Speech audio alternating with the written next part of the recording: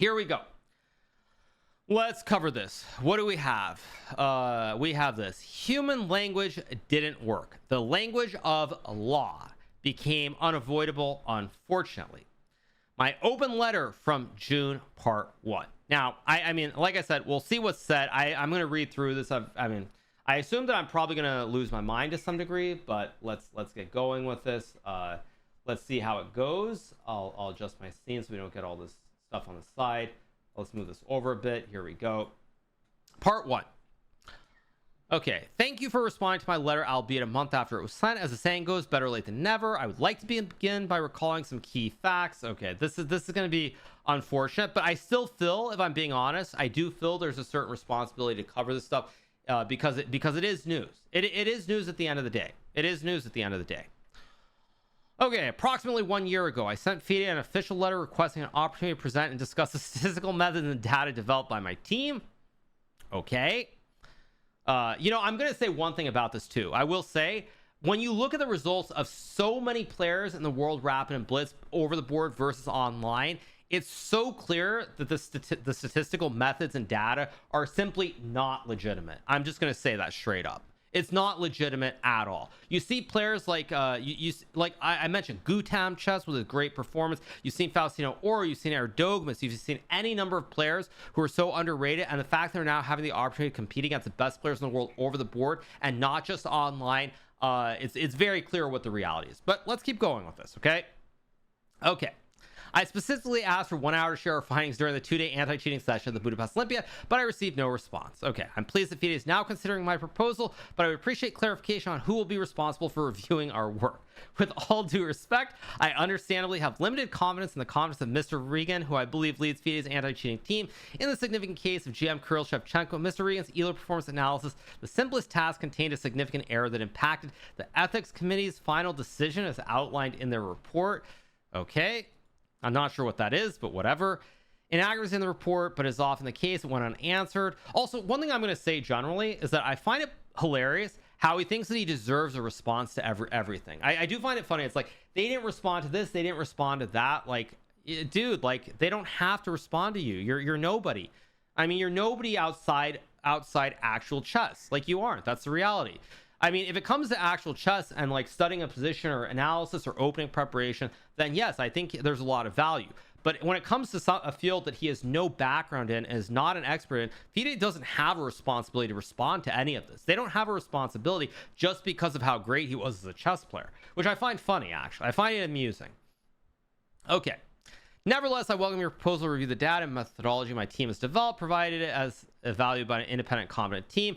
Regarding my approach to presenting our statistical findings, I acknowledge it may occasionally seem offensive. However, I felt this is a necessary response to the urgent need to highlight numerous cases of statistically improbable performances in online prize money events. The ongoing disregard for these serious threats to chess integrity has compelled me to adopt a forthright approach, which I would not use if I encounter cooperation rather than resistance. Like, oh my god, like, I'm speechless. I'm actually speechless. Like, it's been so completely debunked, and it's hilarious to see him acting like it's all correct.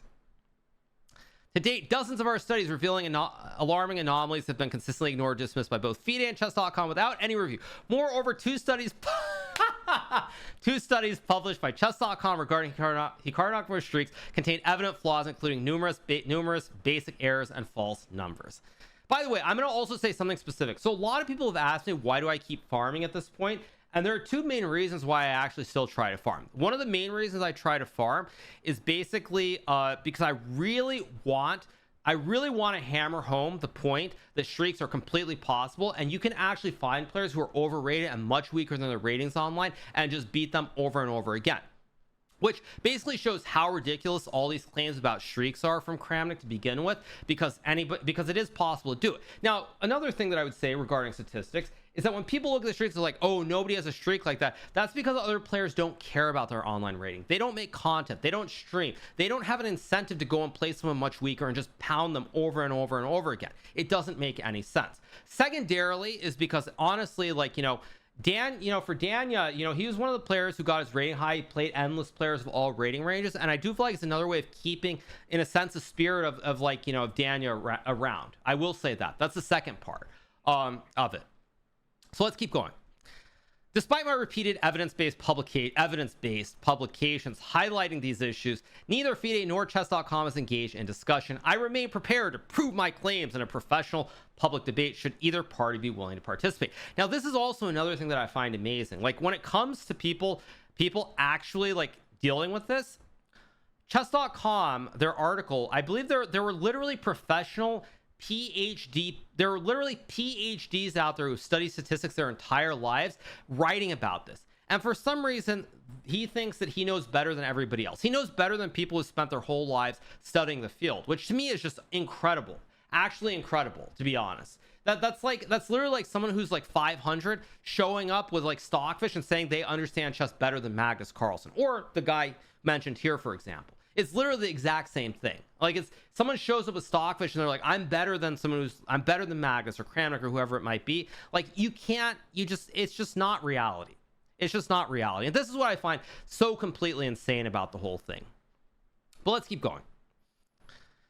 Nevertheless, certain media outlets, now, concerning the David Navarra case, there's documented evidence beyond reasonable doubt demonstrating the falsehood of statements of Mr. Navarra, which I have repeatedly presented in my publications. Now, this is interesting, by the way. This is actually one thing I will say, which I will talk about briefly, is that statements which I have repeatedly presented in my publications. Now, I was under the impression that Kramnik had filed a lawsuit against Navarra, but based on the way that this is worded, it does not actually look like he filed a lawsuit, because he's saying publications as opposed to something like, you know, lawsuits or legal avenues. So I think there's some uncertainty whether he actually did file a lawsuit against Navarra or whether he just published something and then claimed that it was something legal. So this would be interesting to find out what the reality is on this point. Nevertheless, certain media outlets, including chess.com, New and Chess, and Mr. Navarra himself, have completely ignored these facts and my repeated requests to retract their publications. The most egregious defamation campaign was conducted by chessdom.com, which published multiple insulting and defamative articles regarding this case. Despite several warnings and a pre-trial letter, they continue to do so. Okay. This is funny because basically they'd feel that this is nonsense, probably. Regrettably, FIDE's CEO Emil Satovsky has contributed to this campaign by posting an offensive message on X, portraying me as an aggressor who behaves inhumanely. This is particularly unacceptable since the truth has since the truth has been clear already by then. Our correspondence on Lichess, which is publicly accessible, confirms that I never accused nor intended to accuse Mr. Navarra. I have always been open to respectful communication and willing to provide all relevant data, in stark contrast to Mr. Navarra's multiple false statements. Mr. Satovsky's post was therefore not only mean-spirited, but also highly damaging considering his position in FIDE.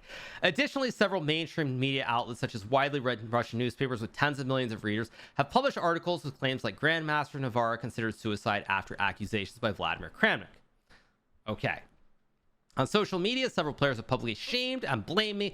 None have shown the integrity to apologize or retract their statements, instead ignoring the evidence I provide in response. Oh my God. Like, it's because your evidence is crap. It's not evidence. That's the reality. As a result of these unjust actions, by the way, I will add, speaking of ratings briefly, it's very clear to me there is a discrepancy. Like, the rating system is completely out of whack. So when he does this and he looks at accuracy or streaks, or he sees someone who's underrated playing very well, I would straight up say that the rating system is simply broken at this point. Like, if you see someone like Gautam Chess, who played in the World Rapid, his performance against the absolute best players in the world statistically is an anomaly, but I guarantee you're not going to see anything about that because it's going to completely refute all this nonsense. Like, I guarantee if that were online, you would see something about it being like 0.00001% possibility, but because it's over the board, you're suddenly not going to see anything about it, even though it falls in that kind of anomaly range, because the ratings are completely out of control and nothing is clear cut anymore. As a result of these unjust actions, I have suffered significant reputational and even financial harm, not to mention the emotional distress caused my family. Okay, this is very rich. All I've requested is an end to this unethical defamation campaign by all these respected members of the chess community. I mean, this is hilarious. This is great gaslighting. He's the victim now after what he did. He's the victim. Despite warnings of potential legal action for defamation, a step I am reluctant to take but feel compelled to consider in defense against these false accusations, none have taken the minimal step of retracting their statements or issuing an apology. While retractions and apologies would not fully repair the damage already done, they would at least demonstrate some decency and willingness to cooperate. Regrettably, no one, including FIDE, as evident from your open letter, appears prepared to offer even this minimal gesture. For months, For months, I've been the target of a well-known entity in the chess world and its affiliates who have continuously orchestrated a malicious and defamatory PR campaign against me. I think it's pretty clear what he's saying there, but... Oh, and he's actually going to mention me. Okay, hundreds of slanders and false publications have been directed at me, with GMHikaru Nakamura being a leading figure in spreading provably untrue, insulting, and defamatory material. Wow. Okay, so file a lawsuit, dude. File a lawsuit. But as I said before, you know what's going to happen if you do that. Jesus. All my requests to investigate and potentially sanction chess.com's primary affiliate, GMHikaru Nakamura, for multiple instances of misconduct. Oh my god, this is hilarious. This is hilarious. I had no idea it was going to be this insane. But, you know, this is also what annoys me about the whole thing. Like, everybody talks about Danya and everybody else. People conveniently forget that he went after me for like literally weeks. I was the start of his old target campaign, and once he failed miserably, that's when he started turning his attention to everybody else. But yeah, this is comical. I mean, the reality is he's the one attacking me and accusing me. End of story. He's the one going out there and publishing endless tweets, endless videos. And of course, once he failed, that's when he started targeting everybody else. But very, very sad to see. Oh wow. In my direction, promoting gambling. Okay, this gets even better. Promoting gambling, insulting various other players. You know, this is also great. Insulting other players. Everybody gets angry after games. Everybody gets angry. Kramnik himself is no innocent in saying this. He's gotten angry over losing games and done plenty of things that are insulting to players too. Everybody gets angry after games. Acting like somehow everyone's perfect and nobody gets angry is maybe the funniest thing I've ever seen. But this is great. Have never been considered nor acknowledged by chess.com or FIDE. This is really, really funny. I'm not portraying myself as a victim. Yes, you're portraying yourself as the victim when you're the one who started all this by going after everybody in the first place. None of this would have happened if you hadn't started this whole thing. And frankly, I would argue it would never even gotten to the stage if he had stopped. But instead of basically admitting that he was wrong, he decided to double down, go after everybody. And this is why he finds himself in the position he is today, with no credibility left in the world of chess. Okay. The chess world has become unjust and more critically fearful of confronting the truth. Wow.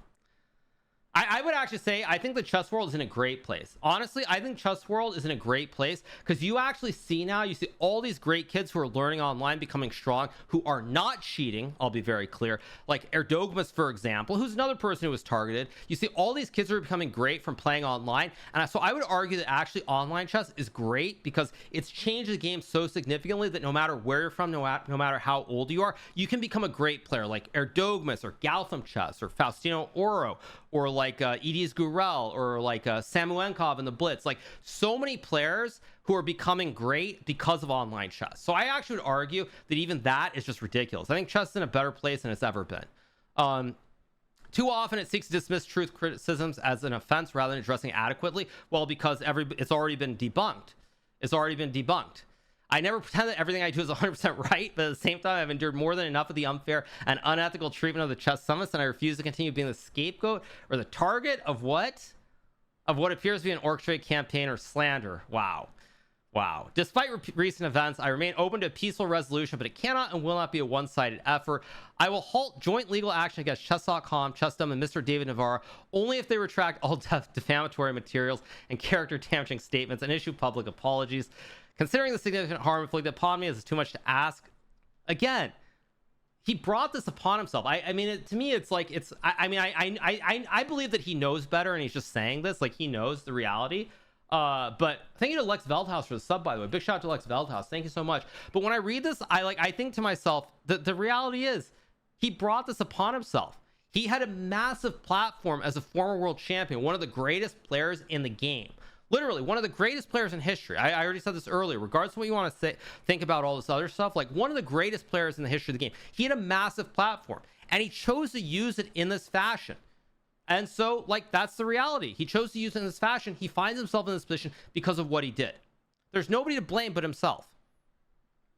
If these conditions are not met, I have no choice but to proceed with civil litigation and potentially some criminal proceedings. Jeez. On a broader note, I urge everyone, including FIDE, to draw the right conclusions from this case and other recent chess scandals. It's all too easy to scapegoat individuals like me while pretending that broader issues do not exist. I would actually say, frankly, I don't believe they exist. When I look at online chess and I look at the tournaments like Title Tuesday or 3-0 Thursday, I don't think they exist. I'm just going to say it. I don't think it's an issue. I don't. I think what we're seeing that ratings are completely detached from reality. Players are able to get really good online in a way they couldn't before.